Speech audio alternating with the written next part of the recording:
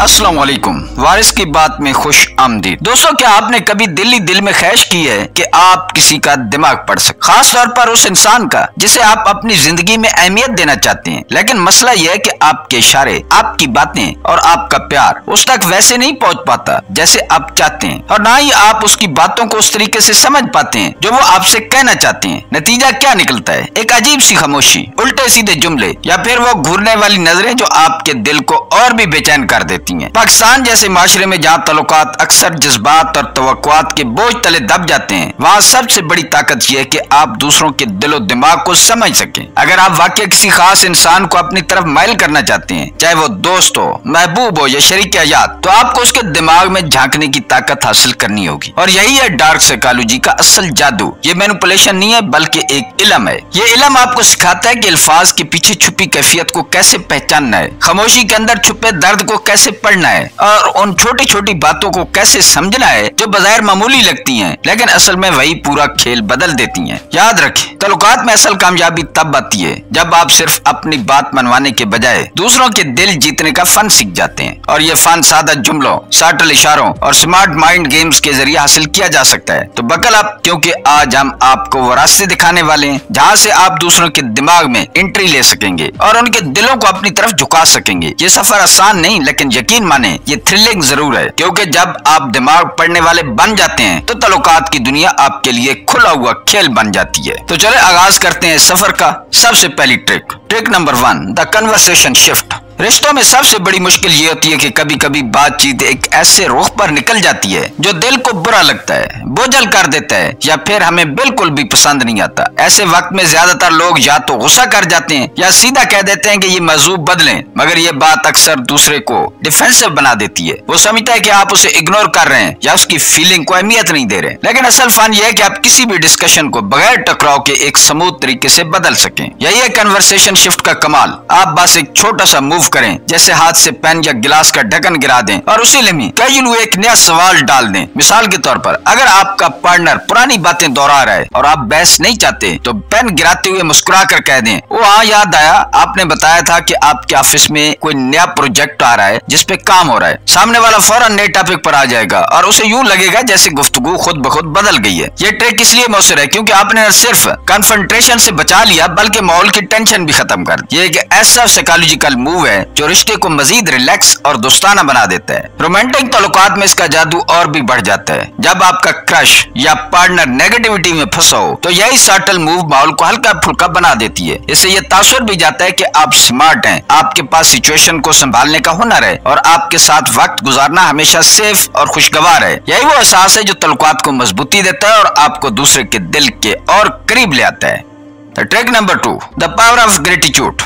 रिश्तों में अक्सर छोटी छोटी गलतियां बड़े मसाइल में बदल जाती हैं। कोई पार्टनर देर से आए, कोई वादा पूरा न करे या कभी जज्बात में ऐसी बात कह दे जो दिल को चुभ जाए। उन लम्हात में ज्यादातर लोग या तो खामोश रह जाते हैं या कैजुअल कह देते हैं, कोई बात नहीं, छोड़ो। लेकिन हकीकत यह है कि ये रवैया दूसरे शख्स के दिमाग पर ज्यादा असर नहीं डालता और वो वही गलती बार बार दोहराने लगता है। यही वो मौका है जहाँ पे द पावर ऑफ ग्रेटिट्यूड का जादू काम आता है। अगर आपका पार्टनर आपसे माफी मांगे तो सिर्फ नो प्रॉब्लम कहने की बजाय ये कहें, थैंक यू फॉर अपोलोजाइजिंग। ये मेरे लिए बहुत अहम है कि आपने अपनी बात मान ली। ये जुमला छोटा है मगर इसका असर बहुत गहरा होता है। इससे आप न सिर्फ उसके अपोलोजाई को तस्लीम करते हैं बल्कि सटल मैसेज भी देते हैं कि उनकी माफी एक बहुत बड़ी बात है और वो दोबारा ये गलती ना करें। इस तरीके से आप दूसरे के दिल में एक जिम्मेदारी का एहसास जगा देते हैं। वो सोचता है कि आपने उसकी कोशिश को सराहा है, इसलिए आइंदा वो ज्यादा केयरफुल रहेगा। इसके अलावा ये रवैया रिश्ते में एक नरम जज्बाती फिजा भी पैदा कर देता है। माफी अब सिर्फ एक लफ्ज नहीं रहती बल्कि खूबसूरत पुल बन जाती है जो दोनों को और करीब ले आती है। जरा सोचें, जब आपका पार्टनर देखे कि आपने उसके अपोलोजाई को इज्जत दी है तो वो आप पर और भी ज्यादा ट्रस्ट करने लगेगा। यही छोटी छोटी स्ट्रेटेजीज जो बड़े रिश्तों को मजबूत और देर में अपनाती हैं। ग्रेटिट्यूड सिर्फ एक लफ्ज नहीं है बल्कि सटल ताकत है जो दिलों को जोड़ती है।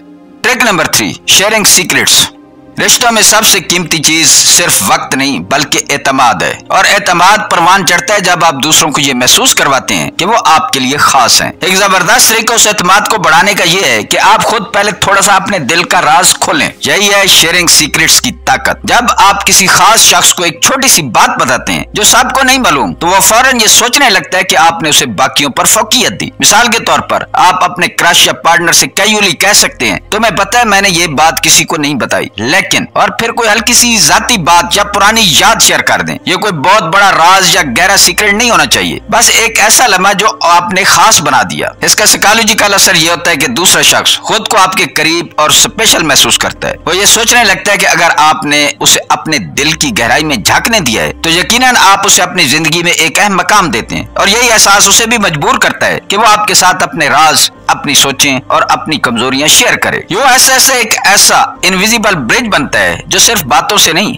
बल्कि दिलों को जोड़ता है। रिश्ते में ये पुल बहुत कीमती होता है, क्योंकि जब कोई शख्स अपने राज आप पर खोलता है तो दरअसल वो आपको अपनी दुनिया में दाखिल होने की इजाजत देता है। याद रखें, सीक्रेट बांटना खेल नहीं बल्कि एक डेलिकेट आर्ट है। इसका मकसद सिर्फ क्यूरियोसिटी जगाना नहीं बल्कि ताल्लुक में क्लोजनेस और इंटीमेसी बढ़ाना है, और यही इंटीमेसी एक आम रिश्ते को खास और एक खास रिश्ते को जिंदगी भर का बंधन बना देती है।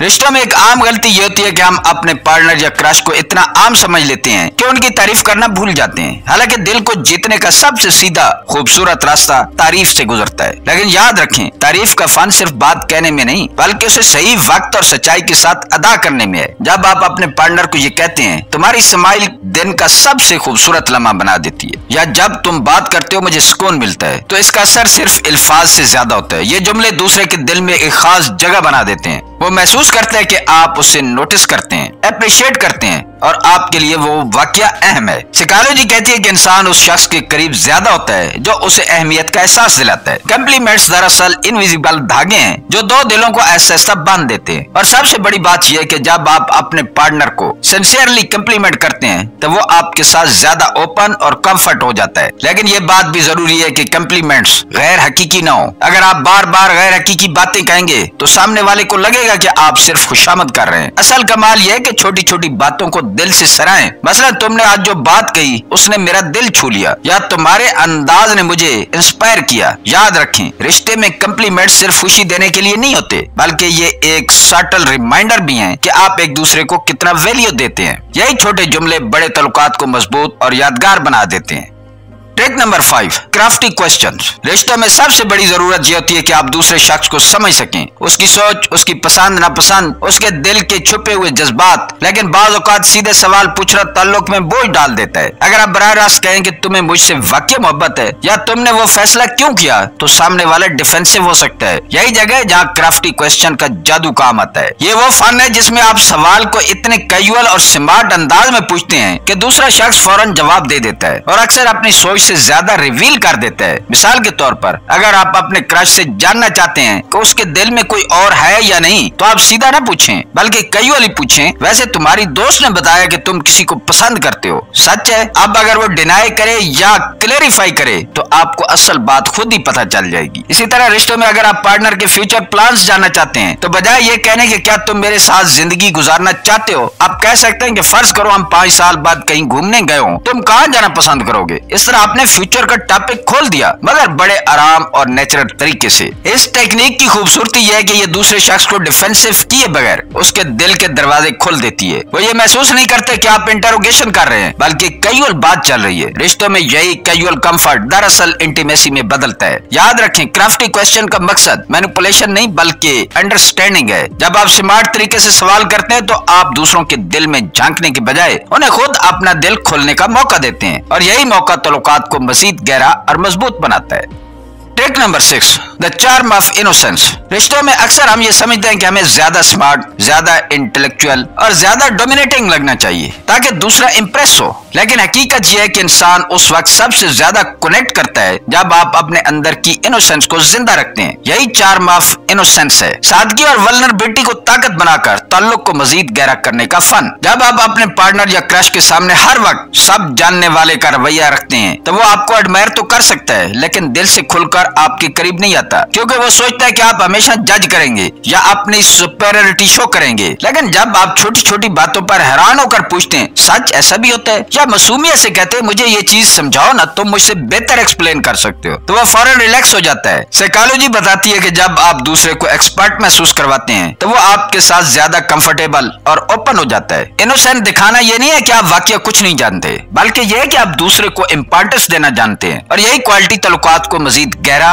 और इमोशनली रिच बनाती है। मिसाल के तौर पर अगर आप अपने पार्टनर से किसी रेसिपी या कोई छोटा सा टेक्निकल काम सीखने को कहें तो वो खुशी खुशी सिखाएगा, इसलिए वो ये महसूस करेगा कि आप उस पर एतमाद करते हैं और उसे स्पेशल समझते हैं। ये छोटे छोटे गेस्चर दिलों को करीब लाते हैं। चार्म ऑफ इनोसेंस दरअसल ये याद दिलाने का नाम है कि आप दोनों एक दूसरे के साथ सीख सकते हैं, आगे बढ़ सकते हैं और एक दूसरे को मुकम्मल कर सकते हैं, और यही एहसास ताल्लुकात को लंबे अरसे तक खूबसूरत और मजबूत बनाता है।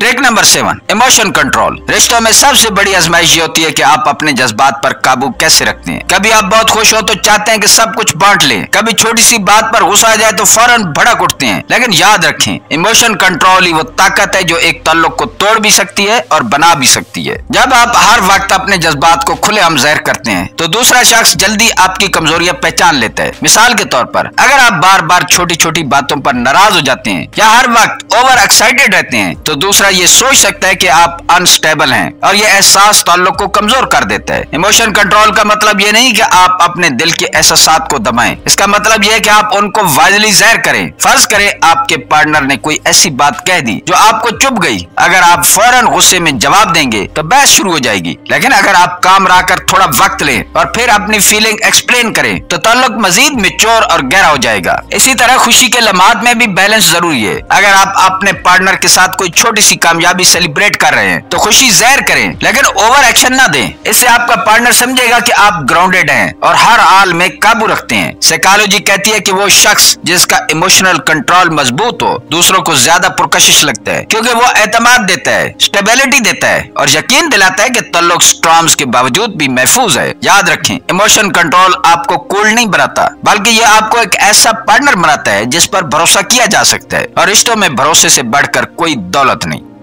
तो दोस्तों, ये थी वो 7 डार्क साइकोलॉजी ट्रिक्स जो सिर्फ अल्फाज या चालाकियों का खेल नहीं बल्कि तलकात को बेहतर बनाने का एक फन है। सोचे तो जरा, कभी बात बदलने के लिए कन्वर्सेशन शिफ्ट, कभी शुक्रिया के अंदाज में ग्रेटिट्यूड, कभी दिल के राज बांटकर शेयरिंग सीक्रेट्स, और कभी दिल को जीतने के कम्प्लीमेंट्स, फिर हकीकत जानने के लिए क्राफ्टी क्वेश्चन, मासूमियत की मिठास भरने के लिए चार्म इनोसेंस, और सबसे बढ़कर अपने दिल को संभालने का हुनर यानी इमोशन कंट्रोल। ये सब छोटे छोटे मूव्स हैं, लेकिन यही ताल्लुकात को मजबूत करने, मिसअंडरस्टैंडिंग खत्म करने और दिलों को करीब लाने के बड़े बड़े हथियार बन जाते हैं। याद रखिए, असल ताकत दिमाग पढ़ने या किसी को मैनिपुलेट करने में नहीं है, बल्कि उस मकसद में है कि आप दूसरे को यह एहसास दिलाएं वो आपके लिए सच में स्पेशल है। जब आप ये फन सीख लेते हैं तो चाहे वो पार्टनर हो, क्रश हो या कोई भी रिश्ता हो, वो आपके दिल के करीब आना चाहेगा। और सबसे खूबसूरत बात यह है कि ये ट्रिक्स अगर दिल की सच्चाई और नरमी के साथ इस्तेमाल की जाएं तो ये कभी किसी को तकलीफ नहीं देंगी, बल्कि रिश्तों में मोहब्बत, एहतराम और एतमाद को कई गुना बढ़ा देंगे। दोस्तों, अगर आप चाहते हैं कि आप रिश्ते मजीद मजबूत और दिलकश हो तो इन 7 ट्रिक्स को सिर्फ सुनकर भूल मत जाएं। आज ही किसी कन्वर्सेशन में एक छोटा सा एक्सपेरिमेंट करें, देखें कि किस तरह छोटी सी साइकोलॉजी बड़ी तब्दीली ला सकती है। और हाँ, अगर आप चाहते हैं कि मैं इस सीरीज का अगला हिस्सा भी बनाऊं जिसमें मजीद माइंड ब्लोइंग टेक्निक हो तो कमेंट करके बताएं। वीडियो पसंद आई तो लाइक और शेयर करें ताकि और लोग भी अपने ताल्लुकात को बेहतर बनाने का फन सीख सकें। मिलते हैं किसी अगली वीडियो में। अल्लाह ताला आपका हामी और नासिर हो।